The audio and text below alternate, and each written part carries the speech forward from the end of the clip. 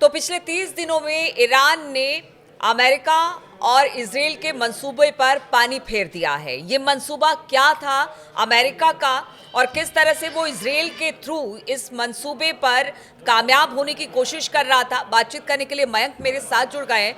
मयंक, कहा जा रहा है कि पिछले 30 दिनों में खमेनी ने कुछ ऐसा किया जिससे अमेरिका और इजराइल के मंसूबों पर पानी फिर गया।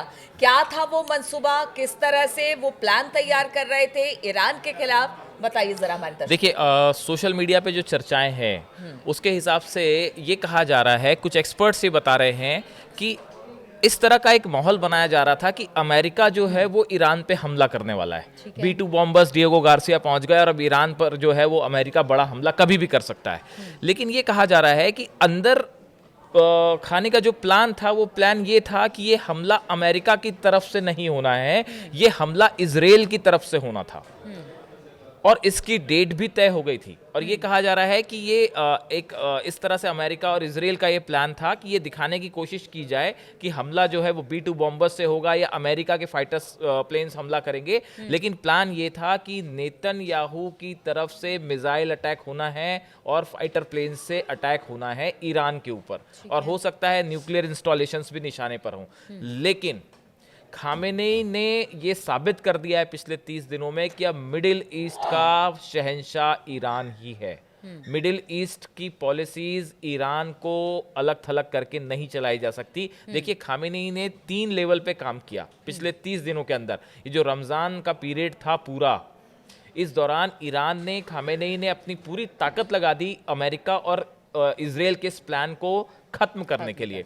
देखिए, पहले स्तर पे डिप्लोमेटिकली जो है वो उन्होंने पूरी कोशिश कर ली खामेनी ने कि कैसे इजराइल या अमेरिका के हमले को रोका जाए। उन्होंने रूस से संपर्क किया, उन्होंने चीन से संपर्क किया, कहा तो ये भी जा रहा है कि नॉर्थ कोरिया से भी संपर्क हुआ। तो एक तो ये मोबिलाइजेशन इतना बड़ा हुआ कि अमेरिका और इजराइल दोनों को ये बात समझ में आ गई कि अगर हम हमला करते हैं या आनन फानन में कोई हमला करते हैं तो रूस फौरन ईरान की मदद के लिए खड़ा हो जाएगा और एक बड़ा खामियाजा उतरना पड़ेगा। दूसरी बात नंबर 2 कि अचानक इजराइल कोई हमला ना कर दे, इसके लिए खामेनेई ने बहुत बड़े पैमाने पर जितनी अपनी मिसाइल्स हैं, जितने फाइटर प्लेन्स हैं, जितने नेवल शिप्स हैं, सबको इस बात के लिए तैयार रखा था कि इजराइल की तरफ से हमला नहीं होना चाहिए।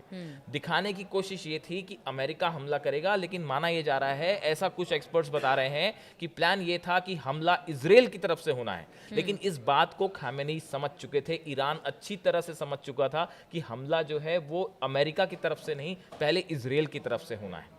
और आपने देखा तो कि क्या ये डाइवर्ट करने की कोशिश बिल्कुल थी ये एक ऐसा प्लान था जिसमें ईरान फंस जाए कि हाँ कि हमला लगे, ये कि अमेरिका हमला करेगा, लेकिन इस बीच इजराइल की तरफ से हमला हो जाता। लेकिन खामेनेई इस बात को समझ चुके थे कि जिस तरह से मोबिलाइजेशन अमेरिका की वॉरशिप्स का था या फाइटर प्लेन्स का था, वो उस मुकाबले का नहीं था कि ईरान पे फौरन अटैक किया जाए। वो अब होना शुरू हुआ है। सेकेंड एयरक्राफ्ट कैरियर अब पहुंचा है, पहले सिर्फ हैरी ट्रूमैन था। तो ऐसी स्थिति में खामेनेई ने इस बात का स्पेकुलेशन, वहां की आर्मी ने और खामेनेई ने इसको भांप लिया पहले से कि इजराइल को कैसे काउंटर करना है। और इसका जवाब देने के लिए देखिए, आपने पूरे अपने वॉरशिप्स जो हैं वो समुद्र में उतार दिए, ओमान की खाड़ी में उतार दिए, आपने अपनी मिसाइल सिटी दिखा दी, मिसाइल्स डिप्लॉय कर दी, रेडी मोड में रख दी। यानी ईरान ने ये बता दिया मयंक कि चाहे वो अमेरिका की तरफ से पहला हमला हो या इजराइल की तरफ से पहला हमला हो, अपनी अब बुद्धिमानी भी वहां पर दिखाई और साथ ही ये भी कि जिस भी मोर्चे से हमला होगा हम उसके लिए तैयार। आयरन पॉलिसी कहा जा रही है ये कि खामेनेई की, कि उन्होंने कहा कि देखिए, अगर आप ये सोचते हैं कि किसी तरह से आप चकमा दे के ईरान पे हमला कर लेंगे तो वो संभव नहीं है। और ऐसे में रूस बड़ी मदद के लिए सामने खड़ा हो गया, चाहे वो सैटेलाइट से मदद हो रही हो, चाहे वो खुफिया तंत्र, खुफिया एजेंसीज की मदद हो रही हो। खुफिया स्तर पे भी ईरान ने अपना बड़ा पिछले 30 दिनों में इस पूरे रमजान के पीरियड में जबरदस्त अपनी कैपेबिलिटी शो की है। और इजराइल की किसी भी हमले को का मुंह तोड़ जवाब देने के लिए खामेनेई ने जो मिसाइल प्रोग्राम, मिसाइल सिटी दिखाई गई, ये ऐसा पूरी दुनिया को ये मैसेज जा रहा था कि ईरान वर्सेस जो है वो, देखिए, ट्रंप के लिए बहुत मुश्किल है अपनी फोर्सेस ईरान के खिलाफ उतारना। या सीधी फाइट करना, तो शायद ट्रंप ये चाह रहे थे या अमेरिका ये चाह रहा था कि इजराइल के थ्रू ये हमला किया जाए। लेकिन खामेनी इसको भांप चुके थे और पूरी की पूरी मिसाइल्स जो हमने देखी थी, 180 मिसाइल जो पिछली बार इजराइल पे गिरी थी, वो फिर से तैयार खड़ी थी इजराइल पे गिरने के लिए। और अगर ऐसा हो जाता तो नेतन्याहू कतई इसके लिए तैयार नहीं थे। आयरन डोम भी फेल हो जाता और बाकी के जो डिफेंस सिस्टम है वो सबके सब ध्वस्त हो जाते।